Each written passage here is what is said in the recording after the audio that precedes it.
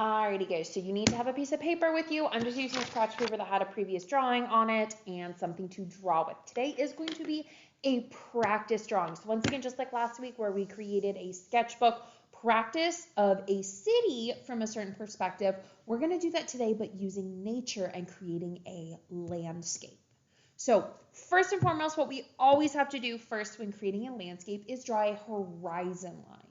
And your horizon line is going to be that line like we just saw in the last picture that's really where your eye level is. And that's where kind of the ground and the flat part where you're looking at and the sky and everything kind of sticking up into the air separate. So land separated from the rest of your sky. So first thing we're going to do is draw our horizon line. And for that, I am going to take my drawing utensil, whatever I'm using today. You guys probably a pencil because that way you have that option to change it if you need to.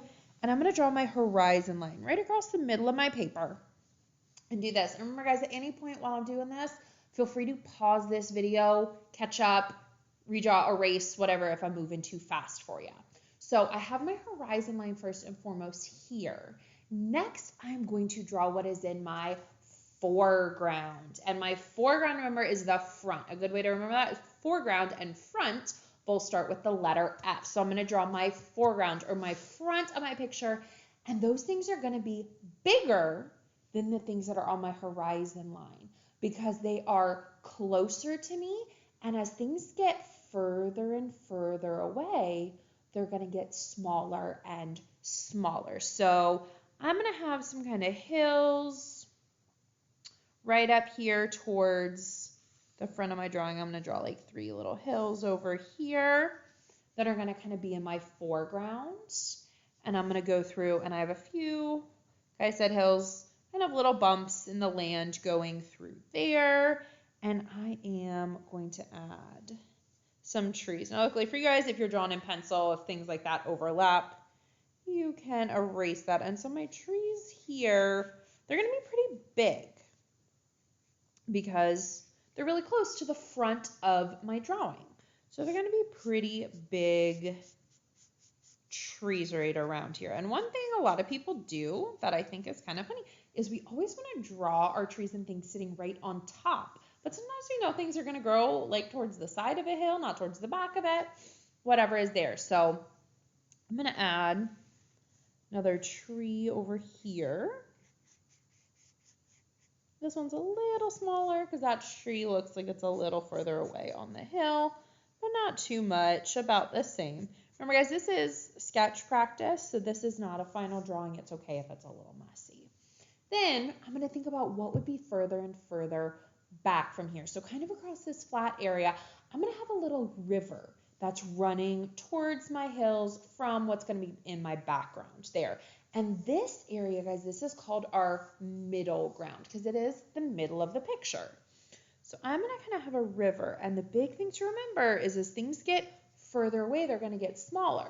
So if my river is way back here on the horizon line and close up here, it should be doing what as it travels from here to there? It should be getting bigger. So that means way back here, it's going to be nice and skinny. And then as it gets closer and closer up to these hills, that river is getting bigger. It is widening and getting larger and larger as it gets closer to the front of my picture. And then I can kind of go through and I'll add some current, make it look like it's really running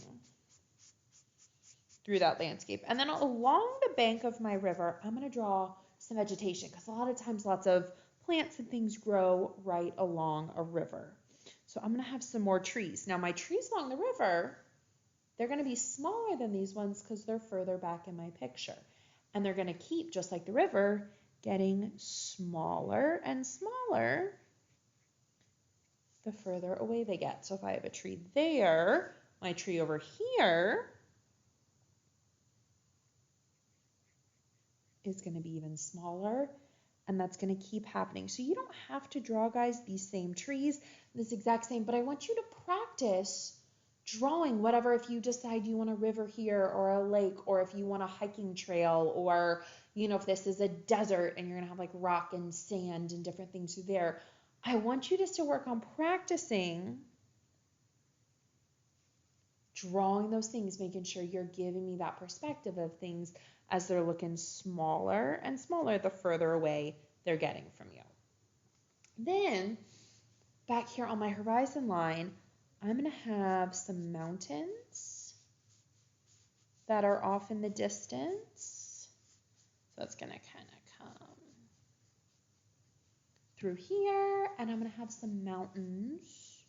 Like I said, back here, a lot of times mountains kind of occur in layers. So I've got my mountains way back there in the distance. So way back on my horizon line, far away. And even though my hills and my mountains are about the same size, so like if I held my fingers and measured my hills with my fingers and then I took it back here to my mountains, they're about the same size. But I know if I traveled here and I was walking along this river, those mountains are going to end up being much, much bigger than these hills up here.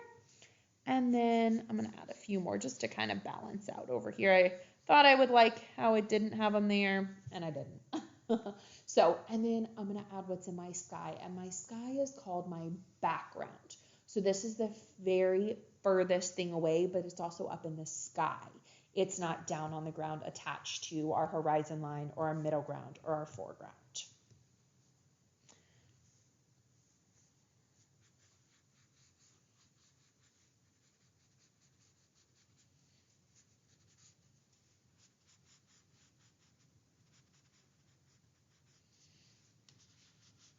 Got some clouds, a little shadow underneath them, like it's going to be all thunderstormy over the mountains here in a little bit.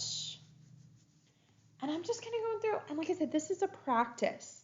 Now, another thing that's kind of interesting, I always like to draw, if I wanted some more details up here in my foreground, and these are really simple. When we do our final one, guys, I'll definitely want us to add a lot more detail. But if you think about, once again, measuring, like if this is my flower here, that's a good size in relation to my tree.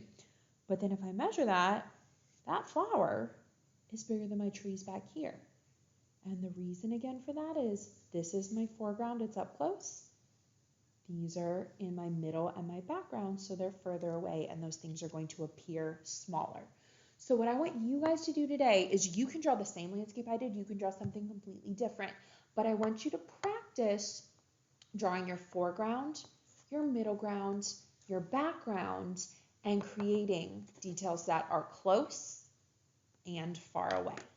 Have fun.